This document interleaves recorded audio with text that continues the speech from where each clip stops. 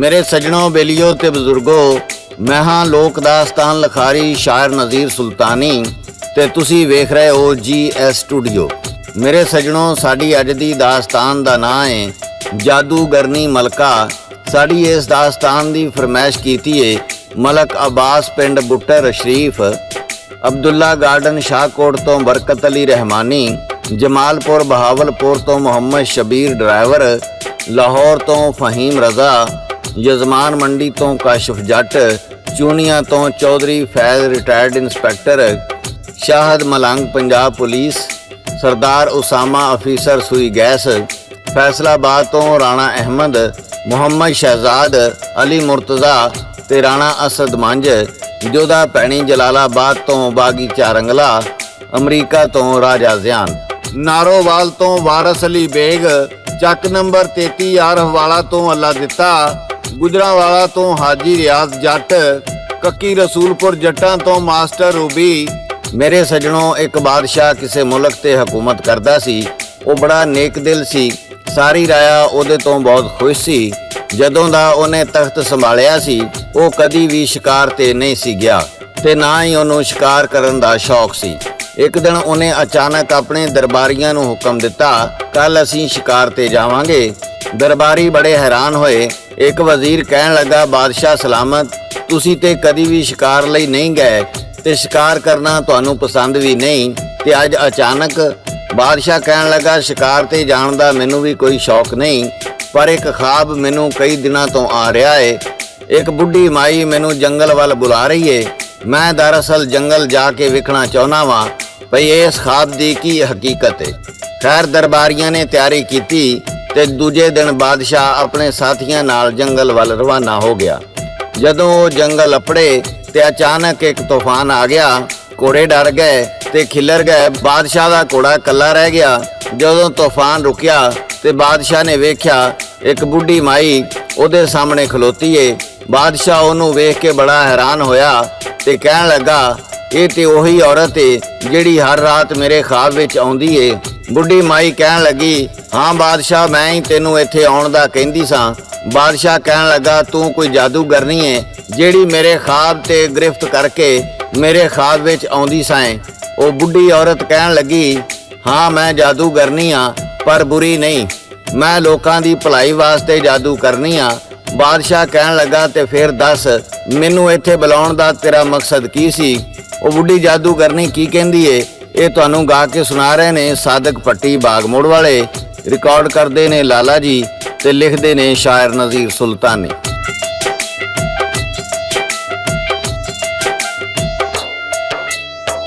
जादूगरनी काले खूह विच बंद कदों दी होई,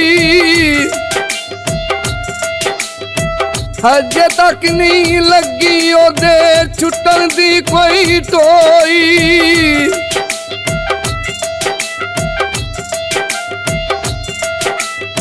छेती एक शैतान जी ओनू ओथों कड्डेगा, सारे बन्ने संगले ओदे छेती वड्डेगा।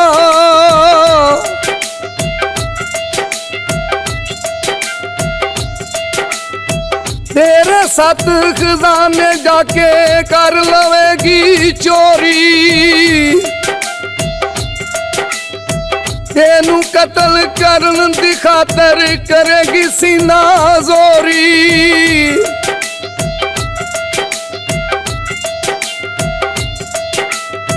पुछन लगा बादशाह ओनू, ओ चड़ेले केड़ी, मेरे 7 खजाने जाके लुटेगी ओ जेड़ी।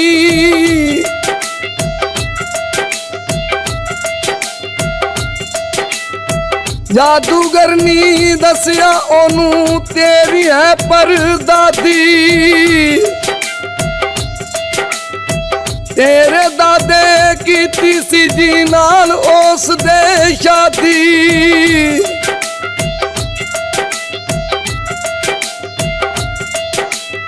हर एक दिन ओ एक बंदे दा करदी खून सी चोरी, ਸੱਤ ਪਿਆਲੇ ਦੱਬੇ ਉਹਨੇ ਮਹਿਲ ਦੀ ਇੱਕ ਜੀ ਮੋਰੀ।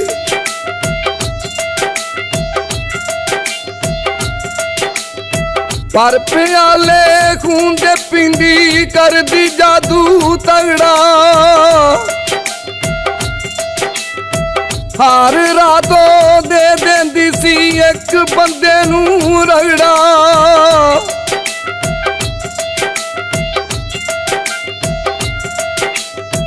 ਚਾਲੀ ਚੱਕਰ ਪੂਰੇ ਕਰਦੀ ਬਣ ਜਾਂਦੀ ਸਰਦਾਰ। ਇੱਕ ਰਾਤੀ ਉਹ ਕਰਦੀ ਤੇਰੇ ਦਾਦੇ ਉੱਤੇ ਵਾਰ।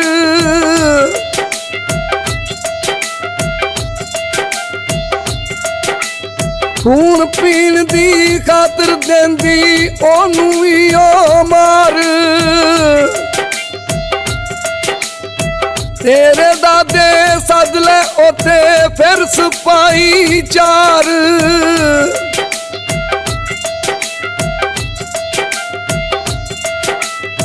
ਜਾਦੂਗਰ ਇੱਕ ਉਸ ਬੁਲਾਇਆ ਜਿੰਨੇ ਫੜਿਆ ਉਹਨੂੰ। ਸਾਰੀ ਰਾਮ ਕਹਾਣੀ ਸ਼ਾਹ ਮੈਂ ਦੱਸਾਂਗੀ ਤੈਨੂੰ।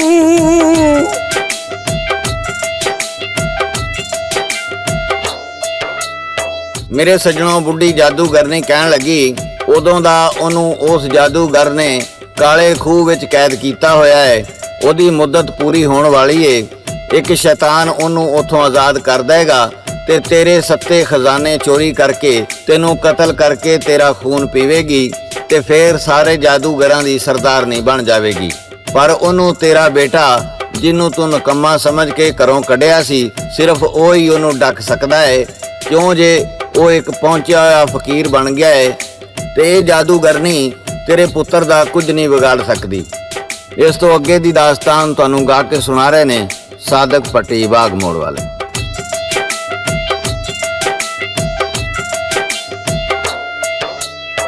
ਜੇਕਰ ਲੱਭੇ ਪੁੱਤਰ ਆਪਣਾ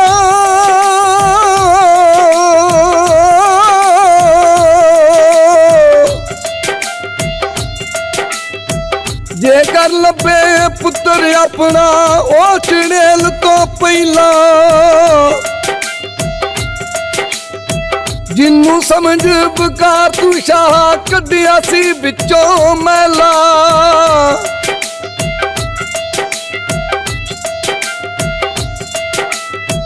ਉਹੀ ਉਹਦਾ ਖਾਤਮਾ ਕਰਸੀ ਹੋਰ ਕਿਸੇ ਨਹੀਂ ਕਰਨਾ।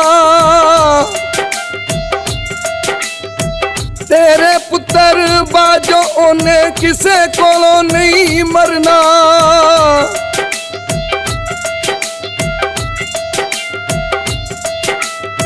ਸੁਣ ਕੇ ਗੱਲਾਂ ਬੁੱਢੀ ਦੀਆਂ ਬਾਦਸ਼ਾਹ ਮੈਲੀ ਆਇਆ।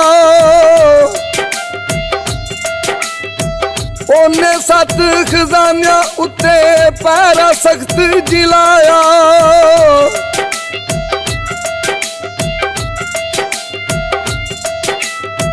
ਲੱਗਾ ਫਿਰ ਪਿਆਲੇ ਲੱਭਣ ਜਿੱਥੇ ਉਸ ਲੁਕੋਏ। ਕਈ ਥਾਵਾਂ ਤੋਂ ਉਸ ਪਟਾਏ ਸਜਣੋਂ ਡੂੰਘੇ ਟੋਏ।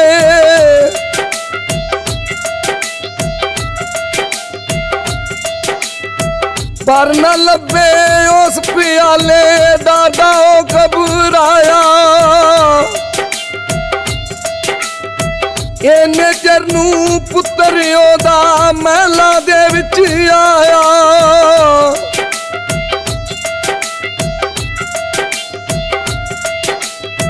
ਰਾਜ਼ੀ ਹੋਇਆ ਬਾਦਸ਼ਾਹ ਉੱਥੇ ਸੀਨੇ ਉਸ ਨੂੰ ਲਾਇਆ। ਸਾਰਾ ਕਿੱਸਾ ਮਈ ਵਾਲਾ ਜੀ ਉਹਨੇ ਆਖ ਸੁਣਾਇਆ।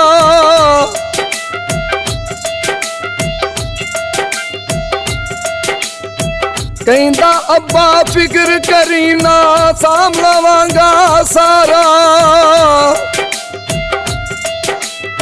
ਮੇਰੇ ਉੱਤੇ ਅਸਰ ਨਹੀਂ ਕਰਦਾ ਕੋਈ ਵੀ ਜਾਦੂ ਪਾਰਾ।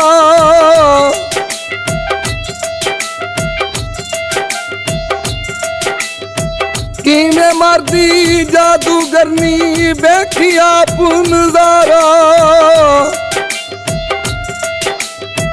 ਗੱਲਾਂ ਸੁਣ ਕੇ ਬਾਦਸ਼ਾਹ ਦੇ ਦਿਲ ਨੂੰ ਹੋਇਆ ਸਹਾਰਾ।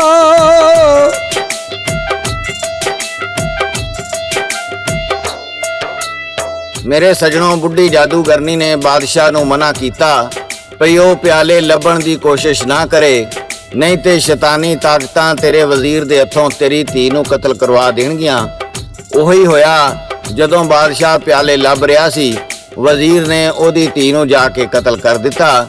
ਇੱਕ ਸਿਪਾਹੀ ਨੇ ਆ ਕੇ ਦੱਸਿਆ, ਬਾਦਸ਼ਾਹ ਸਲਾਮਤ, ਵਜ਼ੀਰ ਨੇ ਸ਼ਹਿਜ਼ਾਦੀ ਨੂੰ ਕਤਲ ਕਰ ਦਿੱਤਾ ਹੈ। ਜਦੋਂ ਬਾਦਸ਼ਾਹ ਆਪਣੇ ਪੁੱਤਰ ਦੇ ਨਾਲ ਸ਼ਹਿਜ਼ਾਦੀ ਦੇ ਕਮਰੇ ਵਿੱਚ ਗਿਆ ਤੇ ਫੇਰ ਕੀ ਹੋਇਆ, ਇਹ ਤੁਹਾਨੂੰ ਗਾ ਕੇ ਸੁਣਾ ਰਹੇ ਨੇ ਸਾਦਕ ਪੱਟੀ ਬਾਗ ਮੋੜ ਵਾਲੇ।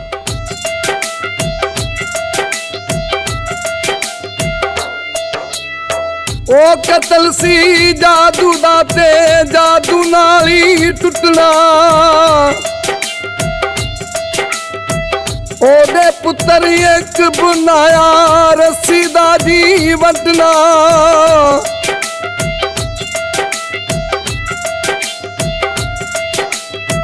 ਫੇਰੀ ਰੱਸੀ ਗਲ ਦੇ ਉੱਤੇ ਲੜਕੀ ਜ਼ਿੰਦਾ ਹੋਈ। ਜਿੰਨੂੰ ਰੱਖੇ ਰੱਬ ਜੀ ਉਹਨੂੰ ਮਾਰ ਸਕੇ ਨਾ ਕੋਈ।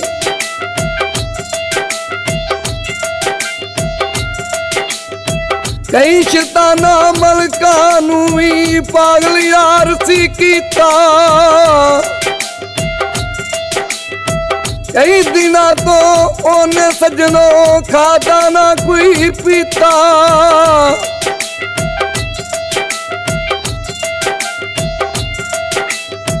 ਜਾ ਕੇ ਲੜਕਾ ਮਾਨ ਮਿਲਿਆ, ਸੀਨੇ ਲੱਗ ਕੇ ਰੋਇਆ।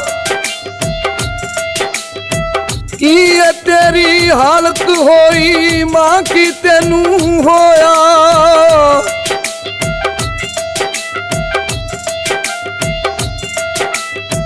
ਤੋੜਿਆ ਉਹਨੇ ਸਾਰਾ ਜਾਦੂ, ਮਲਕਾ ਠੀਕ ਜੀ ਹੋਈ। ਪੁੱਤਰ ਨੂੰ ਉਹਨੇ ਸੀਨੇ ਲਾਇਆ, ਹੋ ਕੇ ਭਰ ਭਰ ਰੋਈ।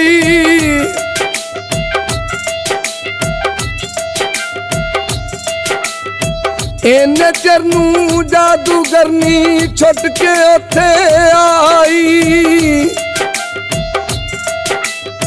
ਛੱਡਾਂਗੀ ਨਹੀਂ ਇੱਕ ਇੱਕ ਨੂੰ ਮੈਂ, ਉਹਨੇ ਰੌਲੀ ਪਾਈ।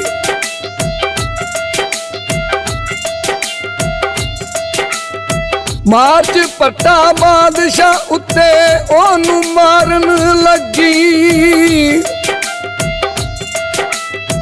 ਲੱਗੀ ਨੌਂਦਰ ਬਾਦਸ਼ਾਹ ਨੂੰ ਜੀ ਰਾਤ ਤੀਰੀ ਵੱਗੀ।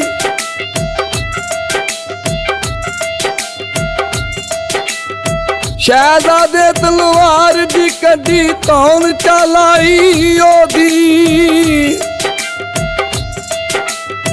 ਦੋ ਟੋਟੇ ਹੋ ਕੇ ਡਿੱਗੀ, ਲੱਗੀ ਤੜਪਣ ਸ਼ੋਦੀ। ਦੋ ਟੋਟੇ ਹੋ ਕੇ ਡਿੱਗੀ, ਲੱਗੀ ਤੜਪਣ ਸ਼ੋਦੀ।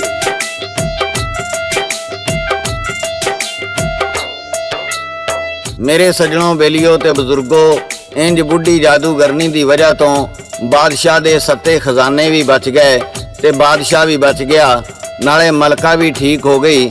ਬਾਦਸ਼ਾਹ ਆਪਣਾ ਸਾਰਾ ਖਾਨਦਾਨ ਲੈ ਕੇ ਉਸ ਬੁੱਢੀ ਜਾਦੂਗਰਨੀ ਕੋਲ ਗਿਆ ਤੇ ਜਾ ਕੇ ਉਹਦਾ ਸ਼ੁਕਰੀਆ ਅਦਾ ਕੀਤਾ ਤੇ ਢੇਰ ਇਨਾਮ ਵੀ ਦੇਣ ਦੀ ਕੋਸ਼ਿਸ਼ ਕੀਤੀ।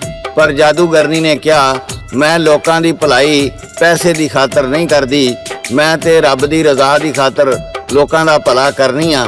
ਬਾਦਸ਼ਾਹ ਆਪਣੇ ਖਾਨਦਾਨ ਨਾਲ ਵਾਪਸ ਆਇਆ ਤੇ ਮਹਿਲਾਂ ਵਿੱਚ ਸੁੱਖ ਨਾਲ ਰਾਜ ਕਰਨ ਲੱਗ ਪਿਆ। ਮੇਰੇ ਸੱਜਣੋਂ, ਬੇਲੀਓ ਤੇ ਬਜ਼ੁਰਗੋ, ਇਹ ਸੀ ਸਾਡੀ ਅੱਜ ਦੀ ਦਾਸਤਾਨ ਤੇ ਇਹਦੇ ਨਾਲ ਹੀ GS ਸਟੂਡੀਓ ਵੱਲੋਂ ਸ਼ਾਇਰ ਨਜ਼ੀਰ ਸੁਲਤਾਨੀ, ਰਿਕਾਰਡਿਸਟ ਲਾਲਾ ਜੀ ਤੇ ਲੋਕ ਦਾਸਤਾਨਾਂ ਦੇ ਬਾਦਸ਼ਾਹ ਸਾਦਕ ਪੱਟੀ ਬਾਗ ਮੋੜ ਵਾਲੇ ਨੂੰ ਇਜਾਜ਼ਤ ਦਿਓ। ਅਸੀਂ ਫਿਰ ਕਿਸੇ ਨਵੀਂ ਦਾਸਤਾਨ ਨਾਲ ਦੁਬਾਰਾ ਹਾਜ਼ਰ ਹੋਵਾਂਗੇ। ਉਦੋਂ ਤੱਕ ਰੱਬ ਰਾਖਾ, ਰੱਬ ਰਾਖਾ, ਰੱਬ ਰਾਖਾ।